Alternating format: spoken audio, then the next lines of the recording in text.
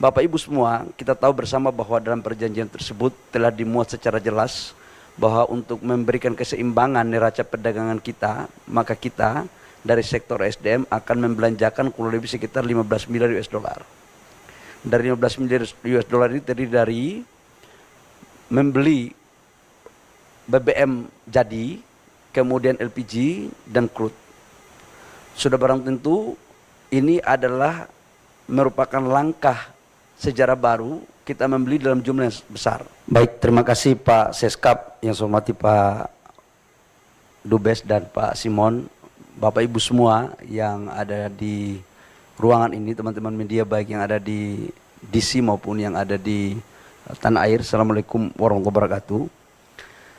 Atas apa yang disampaikan oleh Pak Seskap untuk menindaklanjuti tentang poin-poin kesepakatan yang telah ditandatangani oleh Bapak Presiden Prabowo dan Bapak Presiden Amerika Pak Trump terkait dengan perjanjian dagang kita, izinkan saya untuk menyampaikan beberapa hal penting terkait dengan isi dan substansi dan langkah-langkah strategis. Secara kebetulan kemarin sudah dijelaskan oleh Menko, dan sekarang kami akan menjelaskan secara teknis pada tataran implementasi. Bapak Ibu semua, kita tahu bersama bahwa dalam perjanjian tersebut telah dimuat secara jelas bahwa untuk memberikan keseimbangan neraca perdagangan kita, maka kita dari sektor SDM akan membelanjakan kurang lebih sekitar 15 miliar US dollar.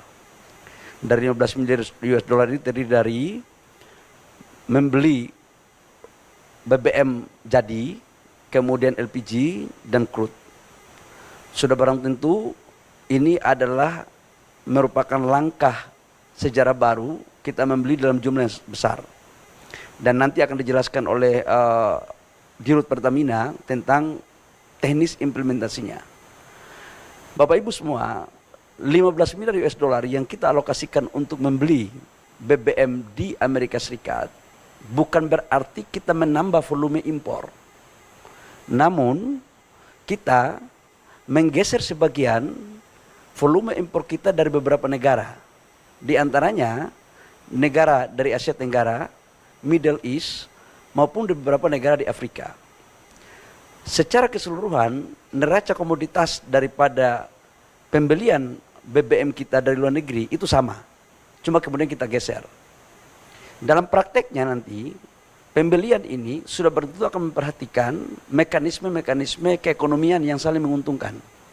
Baik menguntungkan kepada pihak Amerika Serikat dan badan usahanya maupun dari pihak Indonesia. Kita tahu bahwa impor kita cukup besar di LPG, kurang lebih sekitar 7 juta ton per tahun. Dan salah satu yang selama ini sudah kita lakukan juga adalah sebagian kita ambil dari Amerika. Tapi volumenya kita akan naikkan. Ini dalam konteks BBM, dan dalam catatan kami, begitu kami mendapat arahan dari Bapak Presiden Prabowo, begitu 90 hari ke depan sudah selesai, maka langsung kita mulai tahapan eksekusi. Jadi ini langsung bisa berjalan supaya tidak ada suatu persepsi yang berbeda dari teman-teman yang ada di sana. Yang kedua, kami juga menjelaskan tentang mineral kritikal, bahwa Indonesia menganut asas politik bebas aktif dalam konteks pergaulan diplomasi luar negeri. Tapi juga Indonesia menganut asas ekonomi bebas aktif. Artinya kita memberikan ruang yang sama kepada semua negara, termasuk Amerika dan beberapa negara lain yang akan melakukan investasi di Indonesia, khususnya di mineral kritikal. Dan ini sudah terjadi sebelum perjanjian ini pun sudah ada contoh seperti Freeport. Freeport itu perjanjiannya sudah kita lakukan dan mereka mempunyai konsesi secara baik, mengikuti aturan, kemudian juga membangun smelter kurang lebih sekitar hampir 4 miliar US dollar, dan itu adalah salah satu smelter terbesar di dunia untuk pabrik tembaga. Nah, untuk mineral kritikal terkait dengan nikel, logam tanah jarang, dan mineral-mineral lainnya, kami telah bersepakat untuk memfasilitasi bagi pengusaha-pengusaha yang ada dari Amerika Serikat untuk melakukan investasi dengan tetap menghargai aturan-aturan yang berlaku dalam negara kita. Tapi kita juga akan memberikan prioritas untuk mendukung, memfasilitasi dalam rangka eksekusi. Termasuk dalamnya ada investasinya. Jadi ini bisa bersama-sama. Jadi katakanlah mereka mau bangun smelter di Indonesia untuk nikel, kita akan dorong, kita akan kasih ruang yang sebesar-besarnya, sama juga dengan negara lain. Jadi jangan diartikan bahwa kita akan membuka ekspor barang mentah, enggak. Yang dimaksudkan di sini adalah mereka setelah melakukan pemurnian, kemudian hasilnya bisa diekspor. Biar clear nih, biar tidak ada salah interpretasi. Yang berikut, Bapak Ibu semua, saya juga menjelaskan bahwa dalam konteks perolehan terhadap wilayah-wilayah pertambangan yang ada, kami setelah ini kami akan menawarkan kepada mereka mana perusahaan-perusahaan yang ingin masuk dan kemudian kita fasilitasi. Dan saya sudah melakukan pemetaan terhadap lokasi-lokasi yang prospek, karena kita juga harus membangun, menjaga hubungan yang sudah sangat baik ini. Yang berikut saya juga menyampaikan terkait dengan perpanjangan Freeport. Bapak Ibu semua, kita tahu bahwa 2 tahun terakhir telah kita melakukan negosiasi komunikasi intens antara pemerintah Indonesia, Mind ID dan Freeport McMoran. Secara kebetulan puncak produksi Freeport itu puncak-puncaknya 2035. Kita tahu bahwa konsentrat Freeport sekarang memproduksi 1 tahun pada saat belum terjadi musibah itu mencapai 3,2 juta ton biji konsentrat daripada tembaga yang menghasilkan kurang lebih sekitar 900.000 lebih tembaga dan kurang lebih sekitar 50 sampai 60 ton emas. Dan produksi ini adalah merupakan hasil eksplorasi yang dilakukan pada tahun 2002-2003. Karena ini eksplorasinya di underground itu membutuhkan waktu kurang lebih setahun. Nah, oleh karena 2035 itu adalah puncaknya, maka kita berpandangan bahwa penting untuk kita mencari solusi dalam rangka eksistensi dan keberlanjutan daripada usaha di Timika di Papua. Maka hari ini komposisinya adalah saham kita dari 100% itu kita punya 51%.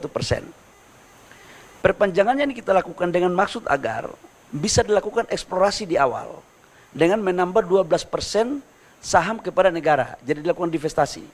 12% ini tanpa ada biaya apapun, khususnya untuk pengambil alihan 12%. Namun dalam proses untuk bagaimana meningkatkan eksplorasi, pasti disitu membutuhkan biaya, disitulah ditanggung renteng.